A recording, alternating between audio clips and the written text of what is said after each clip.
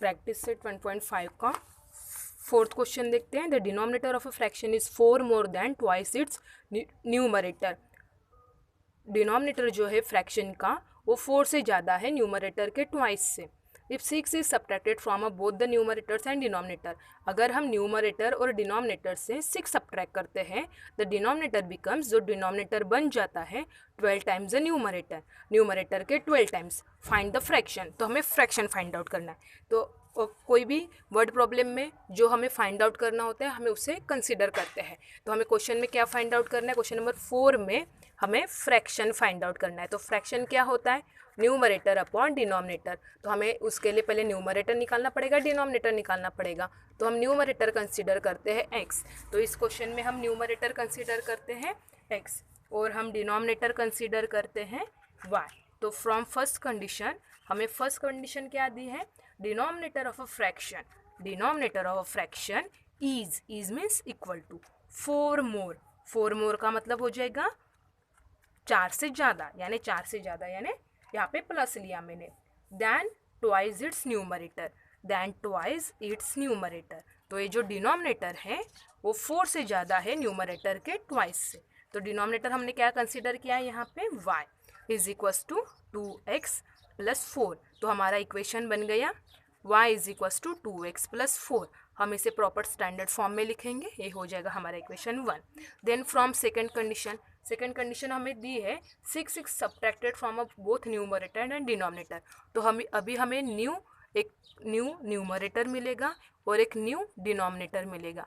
हमारा न्यूमरेटर पहले क्या था x, अब हमें x से सब्ट्रैक्ट करना है 6, और डिनोमिनेटर क्या था y से सब्ट्रैक्ट करना है 6। तो हमारा जो न्यू न्यूमरेटर है वो न्यू डिनोमिनेटर है, ये बन गया y माइनस 6। तो फ्रॉम सेकेंड कंडीशन, अब हमें सेकेंड कंडीशन दी है, अगर हम न्यूमरेटर और डिनोमिनेटर से 6 सब्ट्रैक्ट करते हैं तो denominator becomes 12 times the numerator. तो जो डिनोमिनेटर है वो न्यूमरेटर के 12 टाइम्स बन जाता है। तो डिनोमिनेटर हमारा यहाँ पे बन गया y minus 6 is equals to 12 into numerator हमारा x माइनस 6। हम इसको सॉल्व करेंगे तो हमारा नेक्स्ट इक्वेशन हमें मिला y minus 6 is equals to 12 in bracket x minus 6। ये हो गया हमारा इक्वेशन 2, ये हो गया हमारा इक्वेशन 1। इक्वेशन 1 और 2 को हम स्टैंडर्ड फॉर्म में लिखेंगे, उसको प्रॉपर स्टैंडर्ड फॉर्म में लिख के सॉल्व करेंगे तो हमें x और y की वैल्यू मिल जाएगी। x और y हो जाएगा हमारा न्यूमरेटर और डिनोमिनेटर। न्यूमरेटर और डिनोमिनेटर मिलने के बाद हमें आंसर मिल जाएगा हमारा, मीन्स फ्रैक्शन मिल जाएगा। तो इस स्टेप से हम सॉल्व करेंगे। न्यूमरेटर हमने कंसीडर किया था x, डिनोमिनेटर हमने कंसीडर किया था y। फ्रॉम फर्स्ट कंडीशन, हम फर्स्ट कंडीशन हमने कंसीडर किया, हमें इक्वेशन मिला, इक्वेशन हो गया हमारा 1। Then numerator x minus 6, new denominator y minus 6। From second condition, second condition से हमने सॉल्व किया, हमें इक्वेशन मिला। हम इस इक्वेशन को 1 और 2 को प्रॉपर सॉल्व करेंगे। तो हम इक्वेशन 1 और 2 को सॉल्व किए, इक्वेशन 1 सॉल्व किया या 1 और 2 को सॉल्व करना प्रॉपरली, तो हमें x की वैल्यू मिली 7, देन y की वैल्यू मिली 18।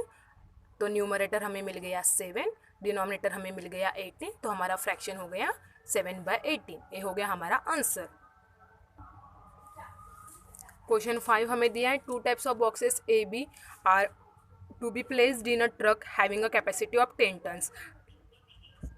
ए टाइप के कुछ बॉक्स रखने हैं, बी टाइप के कुछ बॉक्स रखने हैं ट्रक में, ट्रक की कैपेसिटी है 10 tons.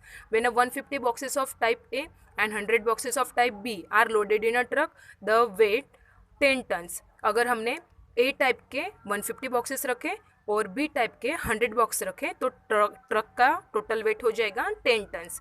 But when 260 boxes of a type A are loaded in a truck it can still accommodate, but when 260 boxes of type A are loaded in the truck it can still accommodate 40 boxes of type B। अगर हमने A type के 260 boxes रखे truck में तो B type के 40 boxes truck में आ सकते हैं। So it can be fully loaded. Fully loaded का मतलब तो टोटल वेट हो जाएगा ट्रक का 10 tons. Find the weight of each type of box, तो हमें वेट निकालना है ईच टाइप ऑफ बॉक्स। तो हम यहाँ पे कंसीडर कर लेते हैं ईच टाइप ऑफ बॉक्स का हमें वेट निकालना है। तो हमें each type of box means हमारे पास टाइप ए के बॉक्सेस है कुछ और टाइप बी के बॉक्सेस है। तो हमें टाइप ए और टाइप बी के बॉक्सेस का वेट निकालना है। तो जो हमें निकालना है वो हम कंसीडर करते हैं। तो टाइप ए को हमने कंसीडर किया, टाइप ए के बॉक्स का वेट हमने कंसीडर किया कि x टन है, और टाइप बी बॉक्स का वेट हमने कंसीडर किया y टन है। तो फर्स्ट कंडीशन क्या बोलती है कि अगर हमने 150 बॉक्सेस टाइप ए के रखे और 100 बॉक्सेस टाइप बी के रखे तो ट्रक का वेट हो जाता है 10 टन्स। तो 150 हो जाएगा 150, ए का वेट कितना है x और बी का वेट है y। तो हमारा इक्वेशन बन गया 8 tons 150x plus 100y is equals to 10 tons. From second condition हो जाएगी हमारी 260 बॉक्सेस ऑफ टाइप ए अगर हमने ट्रक में लोडेड किए तो बी टाइप के 40 बॉक्सेस आ रहे 40 बॉक्सेस। तो ट्रक फुल्ली लोडेड हो रहा है, फुल्ली लोडेड का मतलब ट्रक का वेट हो रहा है 10 टन्स। तो ये बन गया हमारा equation 260x plus 40y is equals to 10 tons equation 2 और इक्वेशन 1। तो हम प्रॉपर इक्वेशन 1 और 2 को सॉल्व करेंगे। इक्वेशन 1 और इक्वेशन 2 को हम प्रॉपरली सॉल्व करेंगे, फिर हमें x और y की वैल्यू मिल जाएगी। x का मतलब हो जाएगा टाइप ए बॉक्स का वेट और y का मतलब हो जाएगा टाइप बी बॉक्स का वेट। तो इस स्टेप से हम सॉल्व करेंगे solution. Weight of box A x tons, weight of box B y tons. Solve किए, इक्वेशन 1 हमें मिल गया, इक्वेशन 2 मिल गया। हमने सॉल्व किए इक्वेशन तो हमें x की वैल्यू मिली 3/100 टन्स। इक्वेशन 1 में हमने पुट किया तो हमें y की वैल्यू मिली 55/100 टन्स। अब हमें टन्स को अगर केजी में कन्वर्ट करना है तो जो टन है उसको 100 से मल्टीप्लाई करना। तो हमने टन को 100 से मल्टीप्लाई किया तो हमें x की वैल्यू मिली 30 kg, y की वैल्यू मिली हमें 45 kg। तो वेट ऑफ बॉक्स ए हमें मिल गया 30 kg, weight of box B मिल गया हमें 55 kg। अब हम क्वेश्चन 6 देखते हैं। Out of 1900 kilometre Vishal travelled some distance by bus and some by aeroplane. Vishal को 1900 किलोमीटर डिस्टेंस ट्रैवल करना है तो वो कुछ डिस्टेंस बस से ट्रैवल कर रहा है, कुछ डिस्टेंस एरोप्लेन से ट्रैवल कर रहा है। बस travels with average speed of 60 kilometre per our, बस की स्पीड है 60 kilometre per our and average. तो हम कंसीडर करते हैं विशाल ने बस से ट्रैवल किया x किलोमीटर और प्लेन से ट्रैवल किया y किलोमीटर। तो फर्स्ट कंडीशन में दिया है कि टोटल डिस्टेंस उसका है 1900 किलोमीटर। तो फर्स्ट कंडीशन हमारी हो जाएगी, टोटल डिस्टेंस उसका दिया है 1900 किलोमीटर। तो हमारी फर्स्ट कंडीशन हो जाएगी x plus y is equals to 1900। ये हो गया हमारा इक्वेशन नंबर 1। अब सेकेंड कंडीशन हमें दी है स्पीड, बस की स्पीड हमें दी है 60 किलोमीटर पर आवर और एरोप्लेन की स्पीड दी है 700 किलोमीटर पर आवर।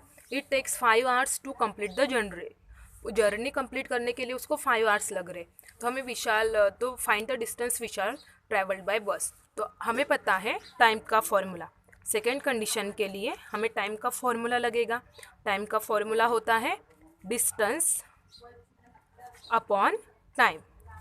तो डिस्टेंस अपॉन टाइम में टाइम का फॉर्मूला होता है।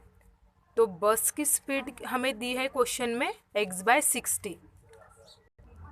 तो क्वेश्चन में हमें बस की स्पीड दी है x/60 और प्लेन की हमें स्पीड दी है, क्वेश्चन में हमें प्लेन की स्पीड दी है x/700 r। तो टोटल टाइम लग रहा है उसको बस और प्लेन से जाते जाते उसको टोटल टाइम लग रहा है 5 आवर्स। तो बस और प्लेन दोनों को मिला के उसको टाइम लग रहा है 5 आवर। तो ये हो जाएगा, ये टाइम जो दिया है, ये जो स्पीड है, ये हो जाएगा टाइम बस के लिए और ये हो गया टाइम प्लेन के लिए। तो बस का टाइम हो गया x/60 और प्लेन का टाइम हो गया x/700। दोनों मिला के उसको लग रहा है 5 आवर। तो ये हमारा इक्वेशन हो गया 2। तो इस तरीके से हमने हमें इक्वेशन 1 मिला और हमें इक्वेशन 2 मिला। हम इक्वेशन 1 और 2 को सॉल्व करेंगे प्रॉपर, तो हमें हमारा आंसर मिल जाएगा। That is Vishal travelled by bus, distance travelled by Vishal by बस।